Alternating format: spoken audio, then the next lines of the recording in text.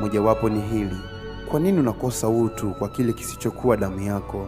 Unanyanyasa kiumbe cha Mungu kisichokuwa na hatia kama umezaliwa na mnyama. Inaniuma sana pale ninapoona mtoto yatima ananyanyasika. Sisi wa Tanzania tujaribu kukomesha vikali manyanyaso kama haya.